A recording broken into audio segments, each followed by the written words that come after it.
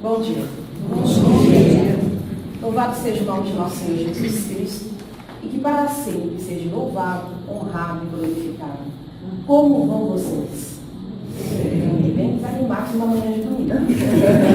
Começar por aí, né? Manhã de domingo, feriado prolongado. Eu vou bem, vou mais ou menos. Com a graça de Deus e Jesus, eu vou melhor do que eu posso merecer. E quando eu começo as minhas palestras dizendo que eu vou melhor do que eu posso merecer, não é que a gente não tem os degrauzinhos da vida para poder subir, não. As dificuldades, os empecilhos estão para qualquer um, independente de sexo, de cor, de religião, de estado civil ou até de naturalidade. Aqui é um planeta de expiação e prova, ou seja, aqui nós estamos para aprender e para provar que aprendemos bem a lição.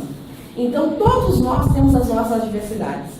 Todos nós temos o que nos preocupa o coração.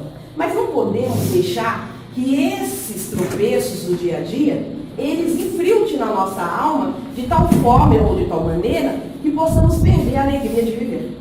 Com alegria, com otimismo, pensamento voltado a Jesus, com positivismo, nós conseguimos ir um pouco mais adiante. Então, eu vou melhor do que eu posso merecer. Em relação às minhas reencarnações anteriores, eu estou bem obrigado. O tema da nossa palestra da manhã de hoje é do livro de Emmanuel, Fonte Viva, psicografado por Francisco Cândido Xavier. É a lição de número 142. Não furtes. E ele começa dizendo, pega primeiro, um pedacinho da Sagrada Escritura, lá de Efésios, a carta que Paulo escreveu para o pessoal de Efésios, lá no capítulo 4, no item 28. E ele diz assim, não furtes. Se você roubava, não roube mais. Use as suas mãos para fazer a caridade ao seu próximo. É dessa forma que ele inicia o diálogo que nós vamos travar na noite de hoje. E antes de mais nada, é preciso saber o que significa furtar. Então, quando nós vamos ao dicionário, o dicionário nos diz assim, que furto é tudo que retiramos do outro sem a devida permissão. Se furto é tudo que nós conseguimos retirar do outro sem a devida permissão, nós não podemos pensar no furto só de uma maneira generalizada. Roubou a carteira, roubou uma laranja na feira, pegou um pote de manteiga no supermercado. Não é apenas isso. Nós furtamos inconscientemente todo dia. Ai, Câmbia, como assim? Está me chamando de ladrão? Não, é que acontece que há outros furtos cujo qual nós não damos atenção. Nós furtamos, muitas vezes, o tempo do outro. Quando nós começamos a dialogar de uma maneira tal que nós façamos com que a conversa toda seja dirigida só para nós. Então nós falamos, nós estamos furtando o tempo do outro. Quando nós sabemos que aquela vaga de estacionamento é para um cadeirante e nós colocamos o nosso carro ali por 1 minuto, por 5 minutos, nós estamos furtando o direito do outro de parar e estacionar na vaga que é dele. Quando nós adentramos dentro de um ônibus, ou de um metrô, ou de um trem, e sabemos que aquele banquinho cinza, verdinho, é reservado para os idosos, principalmente, mulheres gestantes, deficientes, mas na grande maioria, graças a Deus, nós temos muitos idosos dentro do nosso país. Pessoas que podem ainda nos ensinar muito, mas com o qual a gente não está muito disposto a aprender, Nós sentamos. E muitas vezes eles se chegam, mas não se levantam. Finge até que está dormindo. Isso é furto. Estão tirando o direito do outro de ocupar o lugar que deve. Quantas não são as vezes que nós passamos no farol vermelho, tirando o direito do pedestre ou daquele que vem na mão oposta de poder atravessar. Isso é furto. Nós furtamos quando nós saímos 5 minutos mais cedo do nosso trabalho. É sexta-feira, eu já cumpri a semana, eu chego mais cedo, então hoje eu vou embora 5 minutos mais cedo. É furto. Nós furtamos quando nós levamos um pouco de frips para casa, um pouco da folha sulfite, ou quando nós tiramos xerox para os nossos queridos filhos no nosso trabalho. Então, tudo aquilo que nos foi concedido para nós, tudo aquilo com o qual nós não temos direito, é furto, é roubo. Ou seja, nós estamos num planeta onde nós precisamos ampliar os nossos olhos sobre o nosso código de vida. Foi por isso que Jesus nos trouxe o dele. Foi por isso que Jesus nos ensinou através da sua lição, do céu, da sua boa nova, o que é certo e o que é errado. Só que, infelizmente, até hoje, 2000 anos de achamos apenas que é item religioso, que faz parte da religião. Nós não vemos como código de vida. E o interessante disso tudo é que quando o livro dos Espíritos ele foi compelido, e Allan Kardec ele pergunta para os Espíritos o que é justiça, na questão 876, isso mesmo, 876, não, desculpa, 875, na questão 875, ele pergunta para os Espíritos assim, o que é justiça? E os Espíritos respondem assim, justiça é o dever de respeitar o espaço do outro. Toda vez que nós invadimos o espaço do outro, nós estamos sendo injustos. Só que, infelizmente, ainda no nosso código de vida, ou felizmente, nós não usamos muito isso. Nós usamos para coisas mais graves, né? Quando nós temos um caso de homicídio, um caso de roubo, uma amada. Então, nós usamos esse senso nosso de justiça. Muito, por sinal, pejorativo. Porque nós temos que entender que a justiça parte a partir do momento que nós cumprimos com nossos deveres. Lá atrás, quando Jesus estava conosco, tem uma passagem muito interessante e que até nós demoramos muito, talvez, para prestar atenção. Fala dos 2 ladrões que foram crucificados com Jesus. Muito pouco se sabe a respeito deles, mas se nós fizermos um estudo mais aprofundado do Evangelho, nós vamos notar que o instante em que Jesus está com Dimas e com Jetas, não é só o momento da crucificação. Lembra, lá atrás, que quando estava para nascer todos os meninos, Herodes tinha dado a ordem de que eles deveriam ser mortos, e José sai com a sua família de uma região para outra, para que pudesse fazer o censo e também para que o filho não morresse. Ele viaja com a esposa, e aí Jesus nasce numa estrebaria. Todo esse contexto nós conhecemos. Agora nós precisamos localizar o contexto de volta. E qual é o contexto de volta? E quando eles estão voltando, quando eles estão de volta para Nazaré, o que ocorre? Eles param para descansar numa caverna. Era normal naquela época. Não tinha hotel 5 estrelas, não tinha pousada, não tinha hotel 2 estrelas.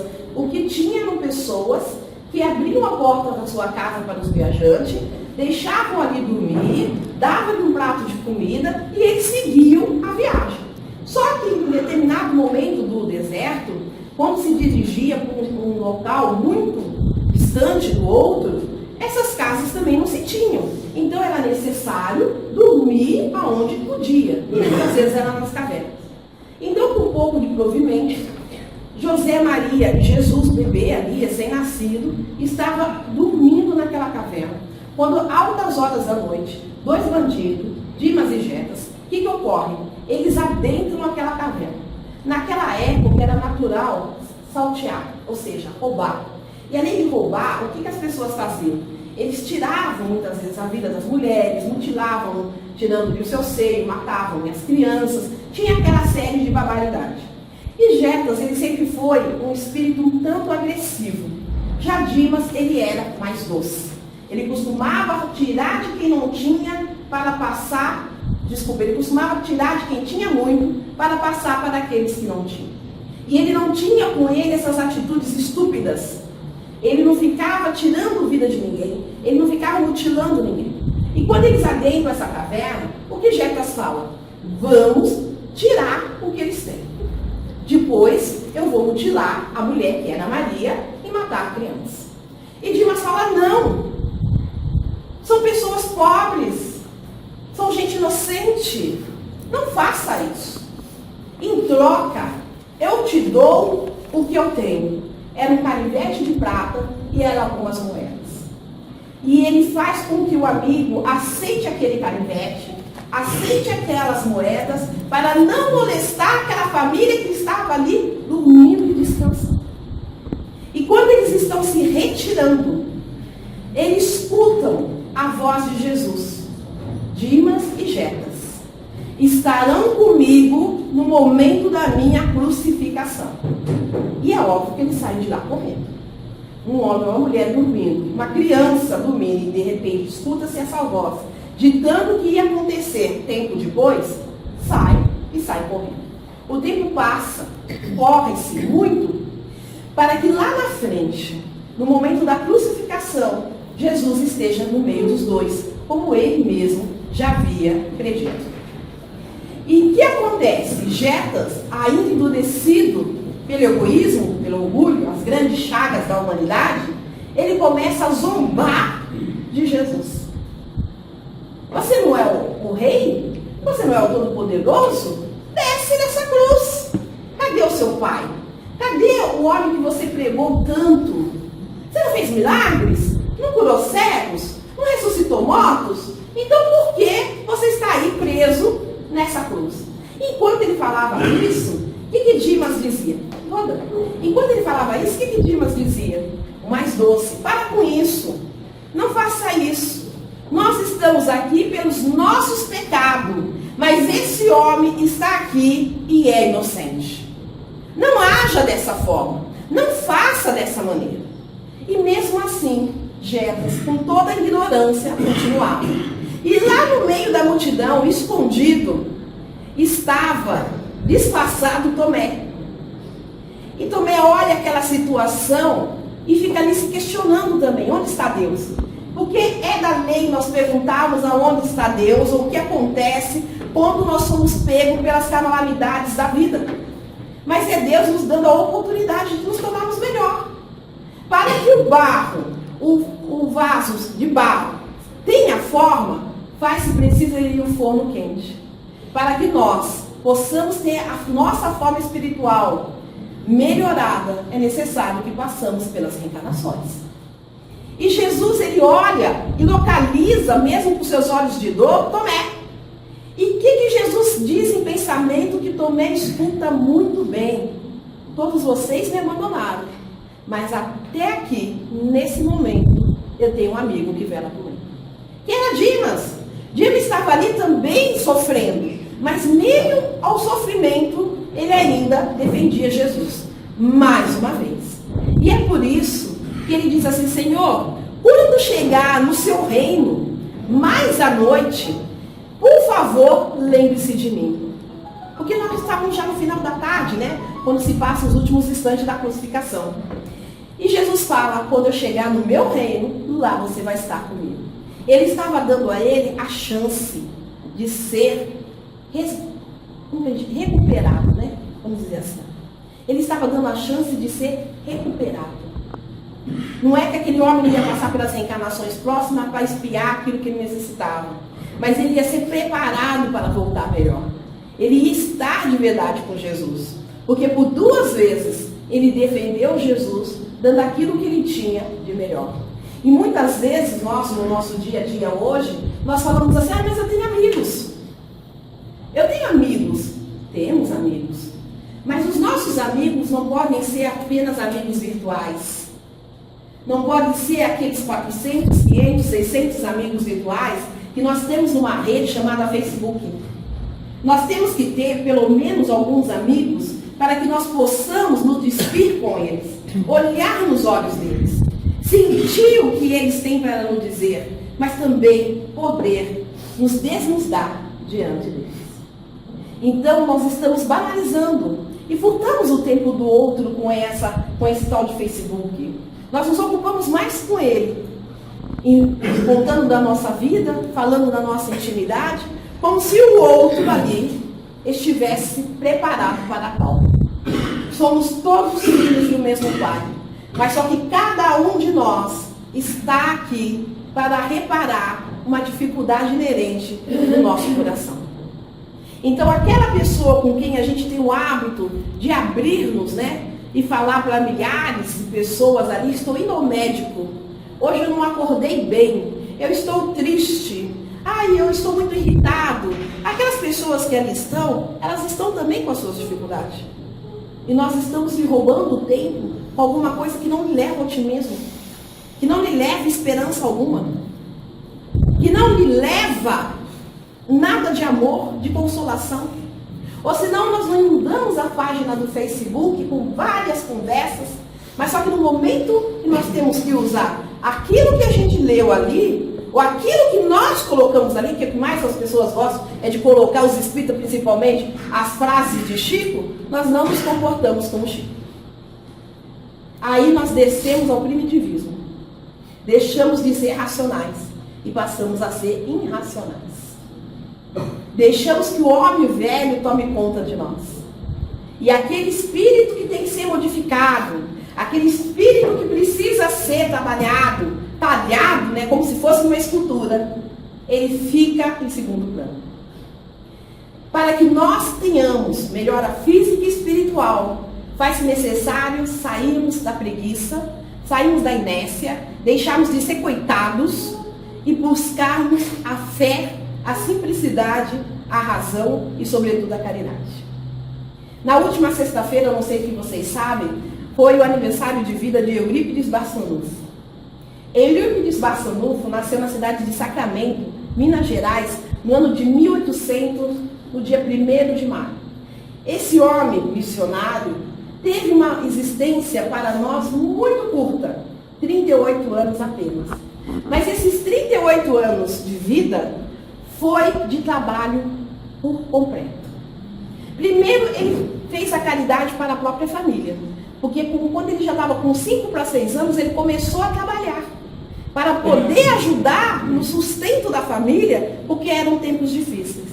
Então, muitas vezes a gente entende que a caridade é só aquela que a gente pode tirar do guarda-roupa alguma coisa que a gente não quer mais, ou tirar do nosso amado 1 quilo de fubá, porque a gente não usa, ou 1 quilo de sal. A caridade vai muito além disso. A caridade material faz-se necessário realmente se dar, e esse homem dá-se por inteiro, e a caridade espiritual, ela nasce a partir do amor. Aquela caridade que a gente não pode tocar, ela nasce a partir da tolerância. E ele começa muito cedo a trabalhar, a ajudar a família, para que a família não tivesse dificuldade. Quando ele tem 20 anos, ele decide que ele vai sair de Sacramento para que ele pudesse estudar. Só que a mãe, ela fica muito entristecida, ela fica muito apreensiva do filho saindo de Sacramento. E ela não deixa ele ir. Então, Eurípides começa a estudar em casa. Ele se torna, então, autodidata. E aí nós dizemos assim, eu não leio o Evangelho porque simplesmente eu não entendo. Ou eu deixo para ler somente quando eu faço Evangelho no lar. E eu faço Evangelho no lar somente quando eu não tenho compromisso. Então, nós não estamos tomando a nossa medicação corretamente. Porque o tratamento espiritual parte da instrução. O Evangelho no lar é primordial. Faz-se preciso pararmos pelo menos uma vez por semana para que possamos ali, os amigos espirituais, entender não somente o Evangelho, mas também estarmos aí resguardando a nossa casa espiritualmente. Amigos vão à nossa casa para nos visitar. E eu acho muito difícil alguém saber que vai receber uma visita e não estar lá. Então nós não podemos nos dar o luxo de marcar o Evangelho em dia e hora que a gente sabe que nós nunca vamos estar. Aí tem pessoas que dizem assim, eu não leio o livro dos Espíritos, porque eu também não leio. Eu também não leio o livro dos médiuns, porque eu não sou médium. Médium todos nós somos. Só que uns já estão com a mediunidade mais aflorada e outros estão para aflorar. Só que se nós nos propomos a ser espírita, faz-se necessário estudarmos a codificação. E há aqueles que dizem que a codificação já está ultrapassada. Como? Se nós nem conseguimos entender a primeira linha do que Kardec nos trouxe. E é muito recente. Faz muito poucos anos. Nós não temos nem 2 séculos de codificação. Então, Eurípides Barçanufo estudava em casa. Se tornou um grande autodidata. E o que ele nos faz? Quando ele tem 25 anos, ele lê o livro de Leão Diniz, A Lei da Vida, Mundo Invisível, desculpa. Ele lê o livro de Leão Diniz. E a partir daí, desse livro emprestado pelo tio, que ele vai ter contato com a doutrina dos espíritos. Mas até então, mesmo sem ter esse contato com a doutrina dos espíritos, ele já auxiliava o outro. Tanto que ele tinha até uma farmácia de remédios homeopáticos. E depois, contato com os espíritos, o Dr. Bezerra de Menezes, vai lhe auxiliando. E ele vai cada vez mais ampliando. Ele inaugura a escola, a primeira escola espírita de São Paulo, que é o Colégio Allan Kardec, no ano de 1907. E ele volta para o plano espiritual por causa da gripe espanhola. Mas deixa um legado incrível. E Eurípides traz consigo algumas mediunidades muito particulares. E uma delas é a biocorporeidade. Ai, Tânia, que é isso? é a capacidade de estar em dois lugares ao mesmo tempo. Então, conta-nos que uma vez uma mocinha se dirigiu até a escola, menininha ainda, né? Assim a gente pode dizer. Se dirigiu até a escola, que ele era professor, e falou para ele assim: corre lá em casa, porque a minha mãe está tendo um neném e não tem ninguém para ampará-la. E ela pediu que chamasse o senhor, seu Eurípides. E ele disse: está bem, filha, eu já vou. E nesse instante, Eurípides senta-se, passa uma matéria para que os alunos pudessem ir copiando, e ele se senta e abaixa a cabeça. E ali ele fica por alguns minutos. E a menina parada ali no lado dela. Depois, quando Eurípides volta desse transe, ela vira para ele e diz assim: seu Eurípides, minha mãe está lá, quase ganhando neném, o senhor vai ou não vai? E ele diz: filha, eu já fui. É uma linda irmãzinha, pode ir lá. Então a capacidade dele era muito grande, ele trazia o dom da cura, da miocorporeidade, ele ouvia os espíritos, ele via, e através disso ele foi nos ensinando muito a respeito da caridade. E foi nos ensinando muito a respeito do contato com Deus, desse momento que nós interagimos com Jesus. E lembrando de Eurípides, eu me lembro de uma passagem muito interessante, onde o João, que é Eurípides, estudando eu pude saber que uma das reencarnações de Eurípides Barçanufo é João. Por isso que em determinado momento da sua vida, ele tem um encontro com Jesus. E isso são para almas muito elevadas, né? Nós estamos ainda um pouco distante de nos encontrar com Jesus. Mas ele se encontra com Jesus. E ele pergunta por que Jesus está chorando. E Jesus diz para ele: eu estou chorando porque meu evangelho não é divulgado. E ele volta e trabalha intensivamente no evangelho de Jesus. Mas uma das suas reencarnações foi como João, um dos discípulos de Jesus. E é muito interessante que quando a gente lê o livro Boa Nova de Chico Xavier, que é muito belíssimo, traz instruções maravilhosas, o que nos fala dentro desse livro? Uma passagem, né? Ele diz assim, que, Senhor, eu oro e oro, mas a paz nunca está comigo. Como eu devo fazer as minhas orações para que eu tenha a paz, para que eu tenha uma calma espiritual? E aí Jesus vira para ele e diz assim: tem que orar de uma forma que a sua oração não solicite. Ou seja, nós temos que orar de maneira que o material não seja aquilo que naquele momento está perturbando o nosso coração.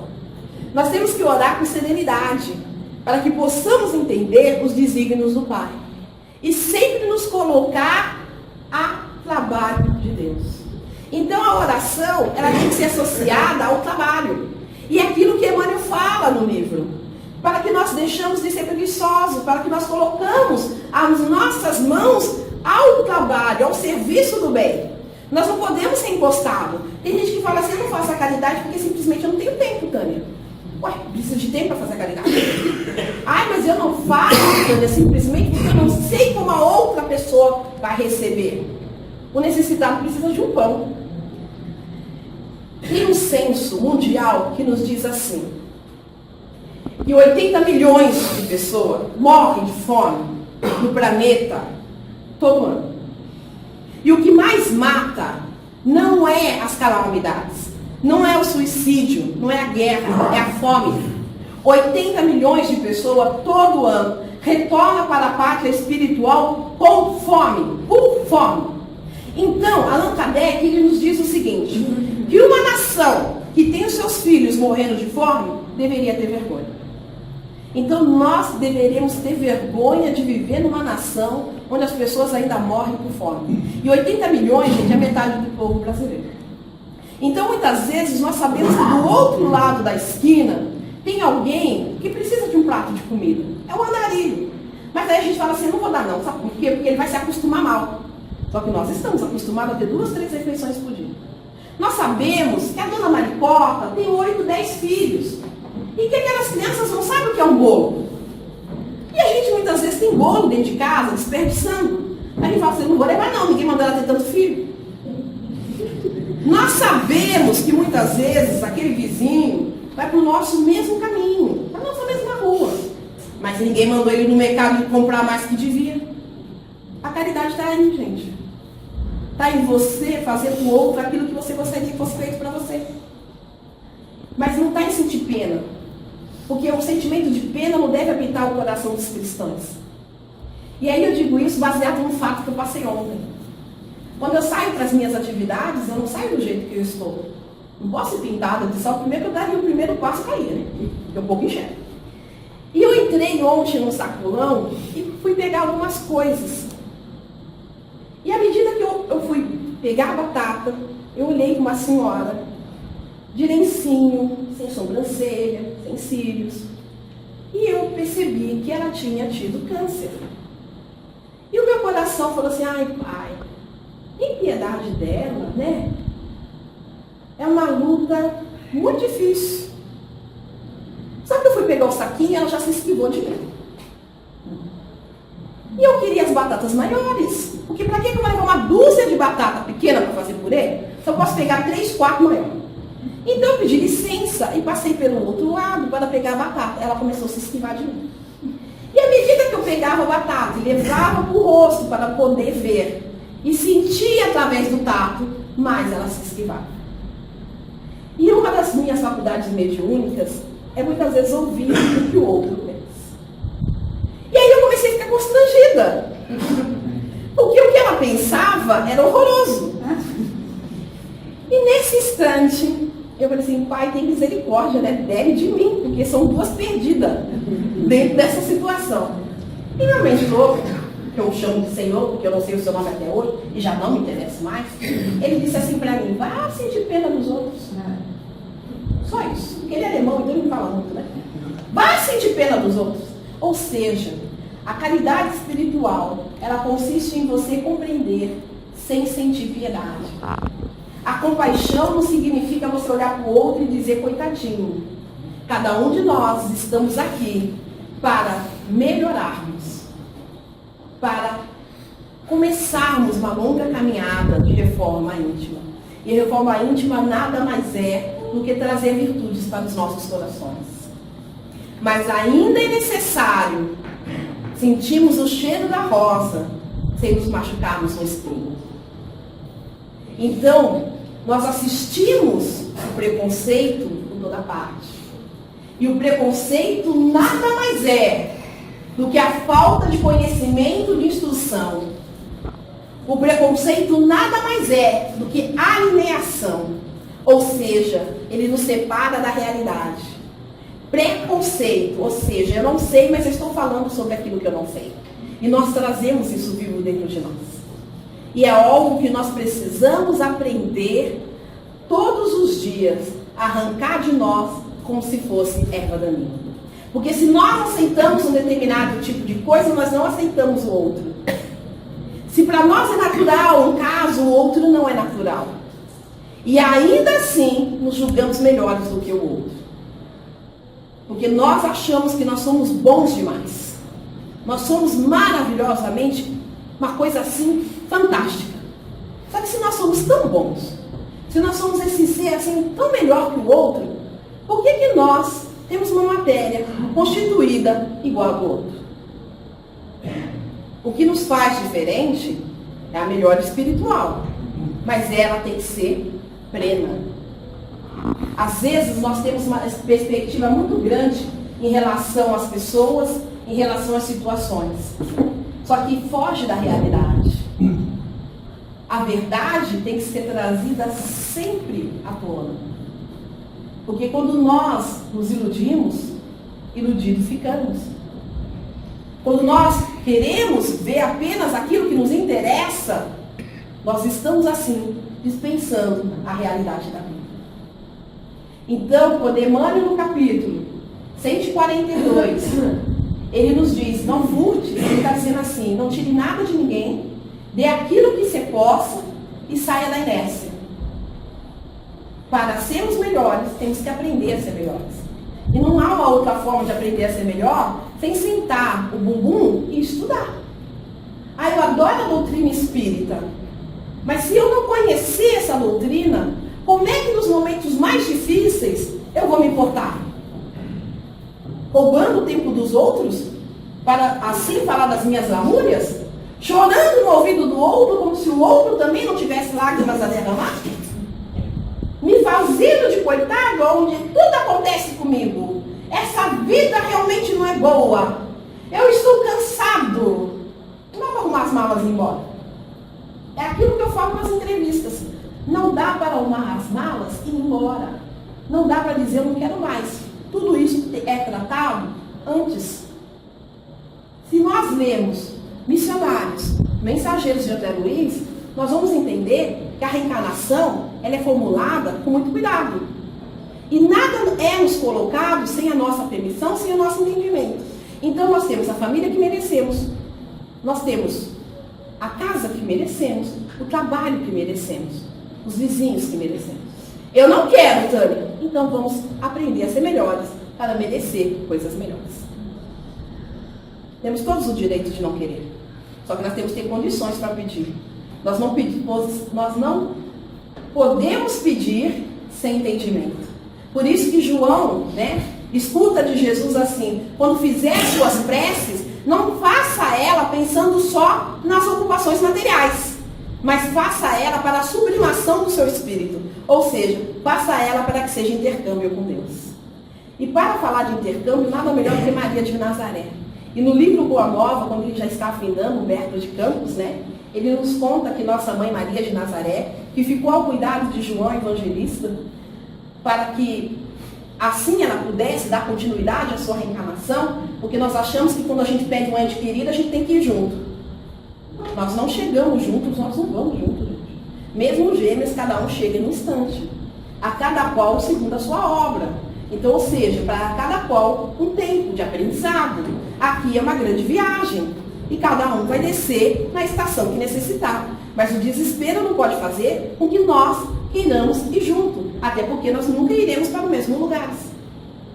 Quando André Luiz chega no plano espiritual, o pai está num lugar e a mãe está no outro. E a mãe vem visitá-lo, porque ele não tem condições de ir à morada da mãe. Porque tudo é um estado de evolução. Mas voltando a falar de Maria de Nazaré, porque esse mês nós sabemos que é da presença da Mãe Divina, conta-nos Humberto de Campos que ela já estava muito velhinha, E cansada, mas todos os dias ela ouvia os peregrinos. Cuidava dos peregrinos que ele passava, dava-lhe um prato de comida, dava-lhe uma oração, falava de Jesus. Maltrapilho chegou na frente dela. E, em vez de pedir, começou a falar. Começou a falar de esperança. Começou a falar de fé. Aliás, Emmanuel nos diz, na questão 256 do Consolador, que a esperança é a filha dileta da fé. Então, o coração que tem fé tem que ter esperança. E ele começou a falar para ela da esperança, da fé, do amor. E ela começou a se perguntar: que homem é esse? Que em vez de me pedir alguma coisa, vem me dar. Que homem é esse? Que está falando com essa voz tão calma que me faz lembrar. Quem é esse homem? Em determinado momento, Jesus disse para ela: mãezinha, eu vim te buscar. E ela faz menção de se ajoelhar diante de Jesus. Depois de olhar as chagas que ele tem nas mãos, Porque quando Jesus fala com ela: mãezinha, eu vim te buscar, ele faz os gestos da mão, ela vê as chagas que ainda ficaram marcadas no seu corpo espiritual. E quando ela cai aos seus pés para ajoelhar-se, ele a soergue e ele ajoelha diante de Maria. Ele beija suas mãos e seus pés. Olha a importância da relação, mãe e filho, da relação pai e filho, da relação da família. A relação familiar passa pelo entendimento, passa pelo amor. E não há amor se não tiver perdão. E é ele que fica ali aos pés da mãe. Ele que abraça a mãe pelas pernas, ele fica feito uma criança. E Jesus é o missionário de luz que nós chamamos de governador do nosso planeta. E nós sabemos hoje até que pouco mais do que o nosso planeta, o nosso sistema. E ele que fica ali aos pés da mãe. E passado isso, ele disse que veio buscá-la, Ele vai-se embora e diz para ela que no momento exato ela vai se encontrar com ele. Ou seja, daria algumas horas, porque os liames era necessário ser cortado. Ou seja, o fluido que liga-nos, o nosso espírito, o nosso perispírito ao nosso corpo físico, era necessário ser desatado. Livro dos Espíritos. E aí, o que ocorre? Ela fica ali, já meia que longe, né? João, quando volta, encontra ela já naquela parte que a gente chama de moribundo. E quando 2 dias depois ela deixa o corpo físico, as amarra, e vai ao plano espiritual, antes mesmo de chegar às esferas mais altas, ela pergunta para os anjos que faz a corte. Eu fiquei sabendo que cristãos estão morrendo no ciclo de Roma, e eu quero ir até lá. Então a mãe, Maria de Nazaré, a mulher que nos fala de fé e de esperança, ela, antes de aceder e ir até o seu filho, as moradas mais altas, ela vai a Roma. Porque lá os cristãos estão sendo mortos no ciclo de Roma. E quando ela chega, ela vê um grupo que ia no dia seguinte, porque ela chega na madrugada, que ia no dia seguinte serem mutilados, né? Esfacelados pelos leões. E ela olha aquilo e vê aquele semblante tão triste daquele povo. Ela chega perto de uma moça e fala no ouvido dela: canta, minha filha, canta. Porque é com alegria que nós entremos no reino de Deus. E ali Maria fica ainda a socorrer esses espíritos. Então pensemos, muitas vezes a gente dá muita importância para aquilo que está nos acontecendo, sem lembrar que existem outras pessoas com dores maiores. E uma coisa é certa: as dificuldades da vida não podem cegar os nossos olhos a ponto de nós não termos a devida compreensão, e também não pode mutilar os nossos corações a ponto de não termos sentimentos.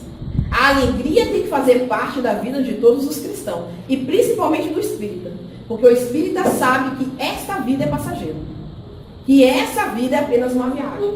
Então nós temos que aprender a sorrir mais, nós temos que aprender a levar mais entusiasmos, nós temos que aprender a levar a nossa presença. Estarmos do lado do outro, não por obrigação, mas estarmos do lado do outro, porque nós queremos que o outro, nós estejamos todo bem. Quando nós aprendemos que a justiça, ela passa por dentro da nossa casa, que a esperança de um mundo melhor, ela passa por dentro da nossa casa, e que o direito do outro não pode ser violado, ou seja, não pode ser furtado, nós vamos conseguir construir um mundo melhor. Mas esse comecinho se dá ali no silêncio do nosso lar. Passa pela nossa vizinhança, pelo nosso local de trabalho. Que possamos cobrar menos os outros e olhar mais para nós mesmos. Não vamos esperar do outro. Rosa da rosa. Margarida da margarida. Cacto da cacto. Mas até no cacto tem água. Por isso que o pessoal do Nordeste conserva tudo. Então tudo tem uma função dentro do planeta. Ninguém é ruim porque é ruim, ninguém é bom porque é bom. Nós ainda estamos equivocados sobre o entendimento de Jesus, sobre esse código que ele nos trouxe. Que é muito mais do que uma religião, é uma forma de vivermos melhor, é uma forma de vivermos mais sadio. Essa é a nossa lição da manhã de hoje.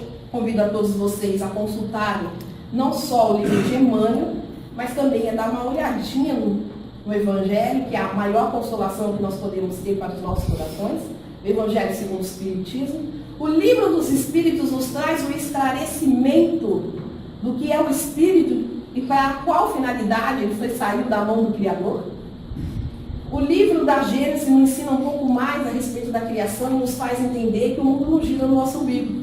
Há um universo todo que foi criado. Tem vida no universo. E quando nós passamos pelo livro dos Médiuns, nós entendemos qual é a nossa função enquanto mediador do mundo físico para o mundo espiritual e do mundo espiritual para o mundo físico. Nós somos uma ponte, como dizia Chico. Nós somos intercâmbio. E quando nós vemos céu e inferno, nós vemos que a morte não existe. Descortina para nós todo o universo.